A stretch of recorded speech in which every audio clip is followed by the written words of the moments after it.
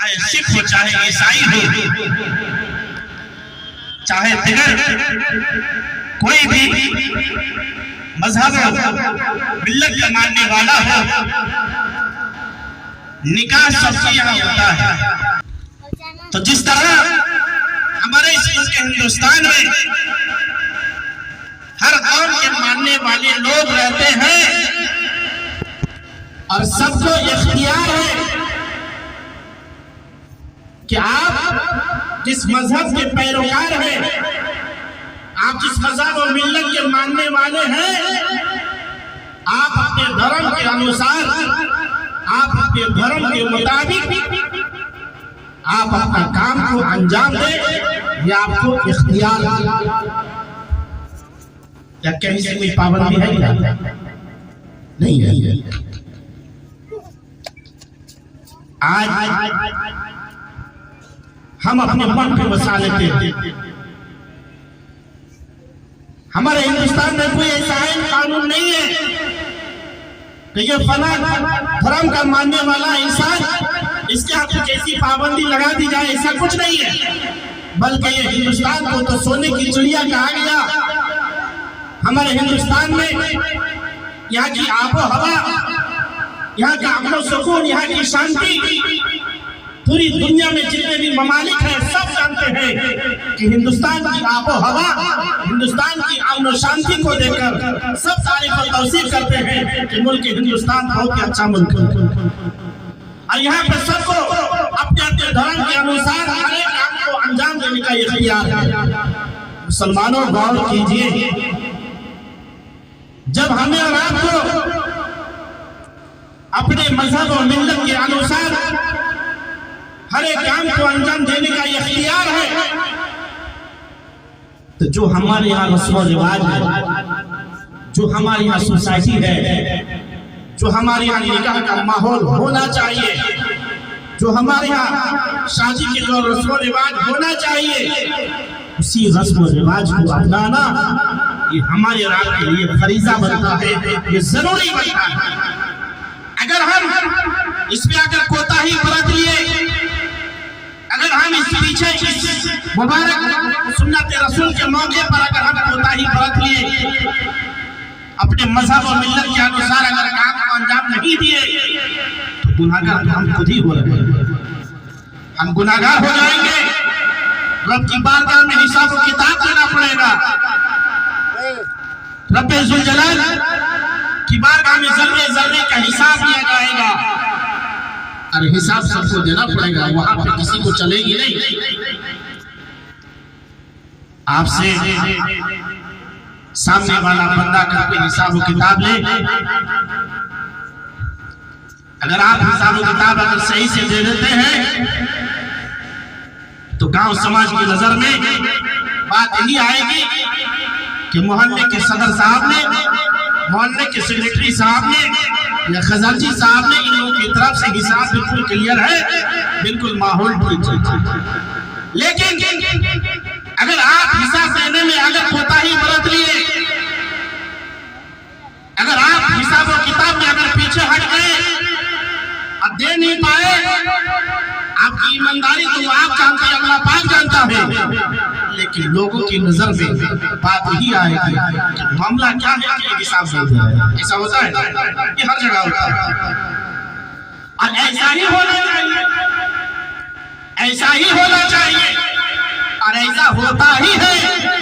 تو مسلمانوں غور کرنے کا مقام یہ ہے کہ جب دنیا میں رب تبارک و تعالیٰ کی طرف سے ہمیں چند دنوں کے لیے یہ زندگی ملی، اور پھر یہ چند لمحے میں نہ جانے کس وقت ہماری سانس رک جائے، روح تن سے جدا ہو جائے، اس پروردگار کی طرف سے کوئی گارنٹی نہیں، تو ہمیں بھی حساب و کتاب دینا پڑے گا، اس پروردگار کی بارگاہ میں ہر ایک چیز کا حساب دینا پڑے گا۔ اگر وہاں پہ اگر چک گئے، وہاں تو آپ کوئی سہارا دینے والا نہیں ہوگا۔ اس لیے ہر ایک لوگ اپنے دھرم، اپنے مذہب کی حقانیت کو ثابت کرتا ہے۔ ہر مذہب کا ماننے والا ٹیلی ویژن کے ذریعے، ریڈیو کے ذریعے، اخبارات کے ذریعے نیوز کے ذریعے یوٹیوب فیس بک کے ذریعے سب اپنے اپنے دھارمک باتوں کو دنیا والوں کے سامنے عام کرنے کی کوشش کرتے ہیں۔ مسلمانوں، ہمارے یہاں میلاد مصطفیٰ ہوتا ہے، ہمارے یہاں جلسے سلسے ہیں، بڑی بڑی کانفرنس ہوتی ہے۔ اس میں کیا ہوتا ہے؟ اسلام کی تبلیغ ہو رہی ہے، قرآن کی اشاعت ہو رہی ہے، قرآن کی باتوں کو لوگوں کے سامنے بتایا جاتا ہے۔ میرے آقا صلی اللہ علیہ وسلم کی شریعت یہ ہے، آقا کریم صلی اللہ علیہ وسلم کی مکی زندگی یہ تھی، سرکار دو جہاں صلی اللہ علیہ وسلم کی مدنی زندگی یہ تھی، میرے آقا صلی اللہ علیہ وسلم کا مقام و مرتبہ یہ تھا۔ قرآن پاک محمد رسول اللہ صلی اللہ علیہ وسلم کے اوپر نازل ہوا، گویا ہم اپنے مذہبی باتوں کو دنیا والوں کے سامنے رکھنے کی کوشش کرتے ہیں، تو ٹھیک اسی طرح جب اپنے مذہب و ملت کی باتوں کو دنیا والوں کے سامنے رکھنے کی کوشش کی، سامنے والا کہتا ہے مولانا مذہبی اسلام تلوار کی دھار سے پھیلا ہے، مذہبی اسلام نیزوں کی بارش سے پھیلا ہے۔ میں نے کہا نہیں، یہ تو میرے مصطفیٰ کے کردار سے پھیلا ہے۔ نبی کریم صلی اللہ علیہ وسلم مکہ کی سرزمین پہ آئے، میرے آقا صلی اللہ علیہ وسلم کا کردار ایسا تھا، میرے آقا صلی اللہ علیہ وسلم کی سیرت طیبہ ایسی تھی، اپنے تو اپنے مان ہی رہے تھے، جو غیر لوگ تھے وہ بھی دیکھنے کے بعد محمد رسول اللہ صلی اللہ علیہ وسلم کے چہرہ زیبا کو دیکھنے کے بعد یہی کہتے تھے، اس پوری کائنات کے اندر اگر سب سے بڑا کوئی سچا پکا انسان ہے، سب سے بڑے اگر کوئی امین ہے، وہ محمد بن عبداللہ کی ذات ہے۔ اپنے تو لوگ مانتے ہی تھے، دوسرے لوگ بھی کہتے ہیں کہ اگر پوری کائنات میں سب سے بڑی ہستی،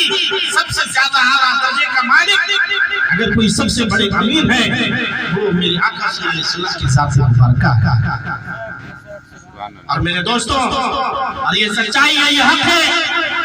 سب جانتے ہیں میرے آقا صلی اللہ علیہ وسلم کو جب رب تبارک و تعالیٰ نے معراج کی رات میں اپنا دیدار کرانے کے لیے مسجد حرام سے مسجد اقصی کو بلایا، پھر مسجد اقصی سے سواری پہ میرے مصطفیٰ سوار ہوتے ہیں جبریل کے ساتھ، 70,000 فرشتوں کی جماعت کے ساتھ آسمانوں کا سفر آپ نے کیا۔ 7 آسمانوں کی بلندی پہ جانے کے بعد سدرۃ المنتہا پہ پہنچے، پھر سدرۃ المنتہا سے جبریل امین آقا کریم صلی اللہ علیہ وسلم کی بارگاہ میں عرض کرنے لگے، یا رسول اللہ صلی اللہ علیہ وسلم، اس روئے زمین پر آپ کی طرح کوئی نہیں، اور یا رسول اللہ میں آپ کی طرح نہیں، آپ کی طرح دنیا میں کوئی نہیں، لیکن یا رسول اللہ جبریل کے اندر اللہ نے وہ طاقت وہ نہیں دی کہ سدرۃ المنتہا سے آگے وہ پرواز کر سکے، اس لیے یا رسول اللہ یہاں سے آگے جانا یا رسول اللہ یہ آپ کا کام ہے۔ مقام مصطفیٰ کو سمجھئے، اور مقام مصطفیٰ کو سمجھ کر ساتھ ہی ساتھ وہ یہ جشن شادی کے موقع پر یہ جو پروگرام ہوتا ہے، یہ جو جلسے ہوتے ہیں، کس ڈھنگ سے ہونا چاہیے اس کو ذہن میں رکھیں۔ جبریل علیہ السلام جب آقا کریم صلی اللہ علیہ وسلم کی بارگاہ میں عرض گزار ہوئے، نبی کریم صلی اللہ علیہ وسلم اب مکی سے مکہ کو پہنچے، دیدار خداوندی حاصل ہوا، رب تبارک و تعالیٰ نے اپنا دیدار کرایا، پھر اپنے محبوب سے بہت ساری باتیں ہوئی، پھر میرے آقا صلی اللہ علیہ وسلم واپس ہوئے۔ اب غور کیجئے، میرے آقا صلی اللہ علیہ وسلم سب سے اوپر ہے، جبریل کی آخری حد سدرۃ المنتہا، اور سدرۃ المنتہا سے آگے جانا جبریل کہتے ہیں کہ میری مجال نہیں ہے، اگر میں یہاں سے آگے جانے کی کوشش کروں گا تو میرا پر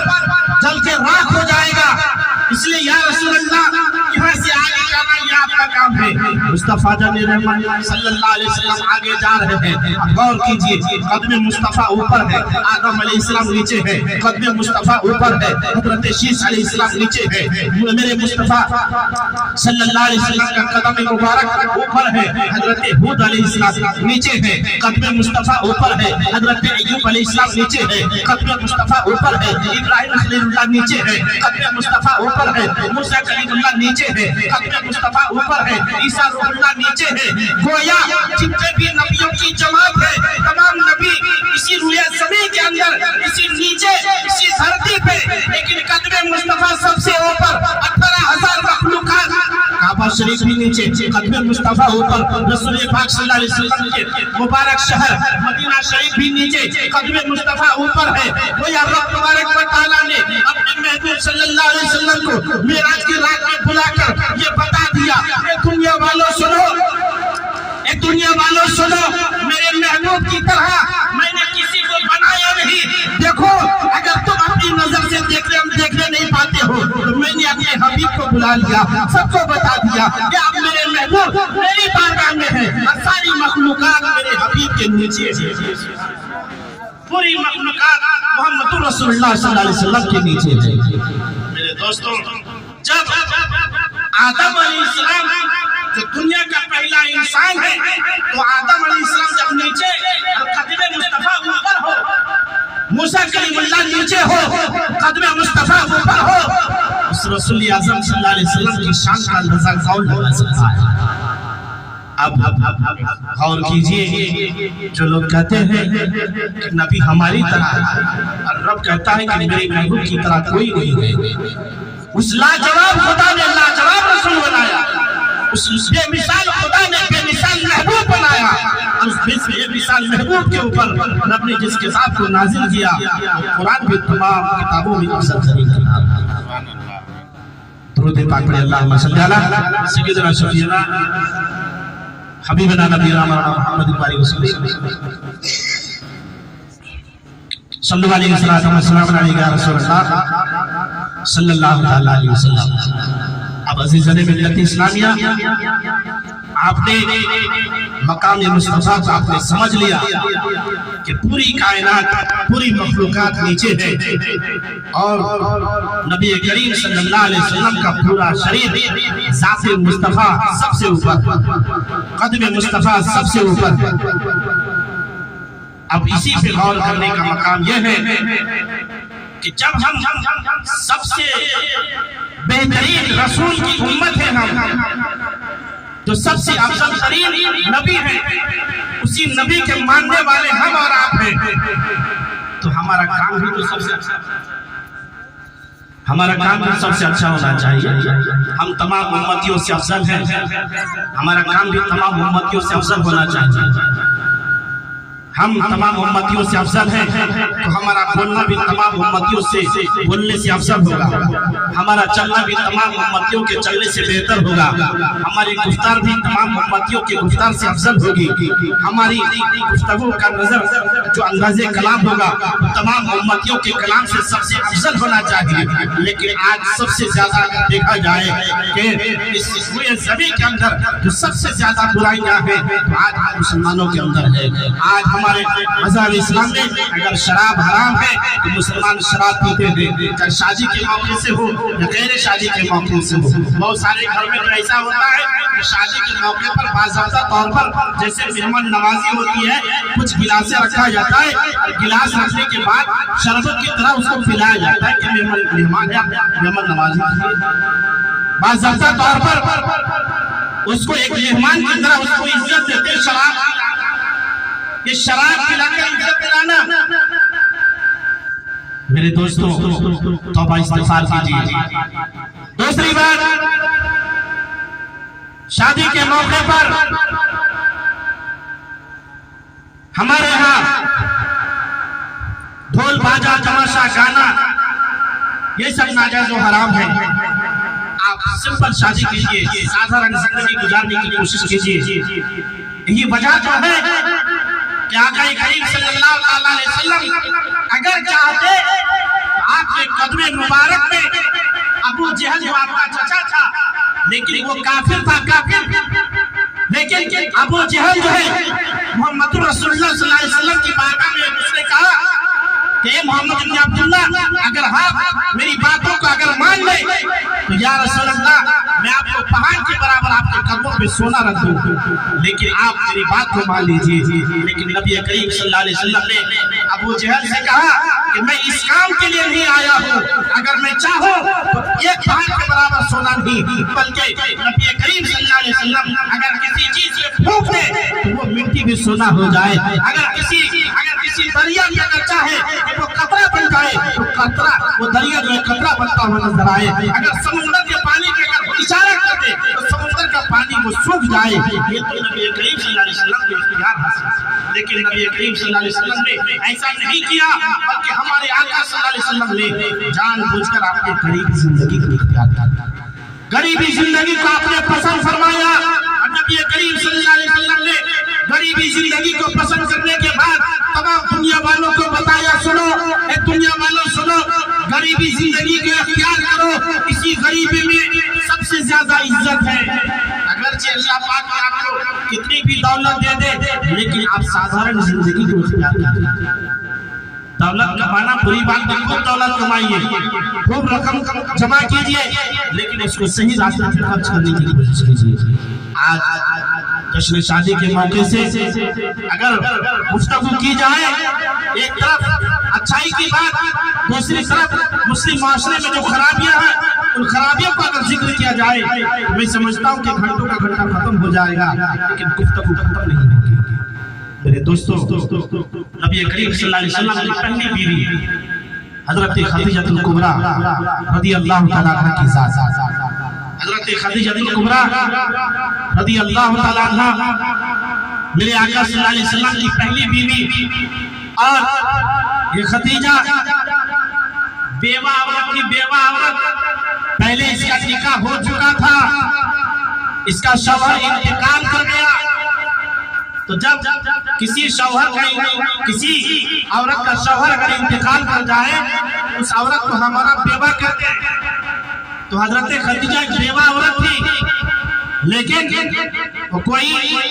چھوٹا گھرانے کی عورت نہیں تھی، بہت ہی امیر گھرانے کی عورت تھی، بہت ساری دولت، بہت سارا سرمایہ کا مالک حضرت خدیجہ الکبریٰ۔ لیکن میرے دوستوں، حضرت خدیجہ الکبریٰ رضی اللہ تعالیٰ عنہ جب چہرہ مصطفیٰ صلی اللہ علیہ وسلم کو دیکھا تو نکاح کا پیغام حضرت خدیجہ الکبریٰ رضی اللہ تعالیٰ عنہ نے خود میرے آقا صلی اللہ علیہ وسلم کو نکاح کا پیغام دیا۔ آج کے ڈیٹ میں ہمارے نوجوان یہ چاہتے ہیں، باضابطہ کہتے ہیں کہ ہم اتنا لیں گے تب کریں گے، اتنا لیں گے تب کریں گے۔ دو چکا آپ کو ختم دھیرے دھیرے ہو رہا، آپ چار چکے کی بات کر رہے ہیں، اتنا ہوگا تبھی کریں گے۔ لیکن خدیجہ الکبریٰ خود نکاح کا پیغام بھیج رہی ہے، اور میری آقا صلی اللہ علیہ وسلم کی قدم مبارک جانے کے بعد تمام مسلمانوں کی ماں بن جاتی ہے۔ بولیے سبحان اللہ۔ نبی کریم صلی اللہ علیہ وسلم کی بیوی تمام مسلمانوں کی ماں بن جاتی ہے۔ میرے دوستو، 25 سالہ زندگی حضرت خدیجہ الکبریٰ رضی اللہ تعالیٰ عنہ نے نبی کریم صلی اللہ علیہ وسلم کے ساتھ گزاری۔ اس 25 سالہ زندگی کے اندر کوئی ایسا لمحہ نہیں، کوئی ایسا دن نہیں، کوئی ایسی رات نہیں، کیسی 24 گھنٹے کے اندر کوئی ایسا لمحہ گزرا ہو جس لمحے میں نبی کریم صلی اللہ علیہ وسلم حضرت خدیجہ الکبریٰ سے ناراض ہو گئے۔ ایسی کبھی بھی کوئی نوبت نہیں آئی ہے، بھلا کیسے آئے گی؟ وہ تو خوش نصیبہ عورت تھی، اس کا مقدر جاگ چکا تھا۔ نبی کریم صلی اللہ علیہ وسلم کے نکاح میں جڑنے کے بعد تمام مسلمانوں کی ماں بنی، اور ہمیشہ سرکار دو جہاں صلی اللہ علیہ وسلم کی فرما برداری اور اطاعت میں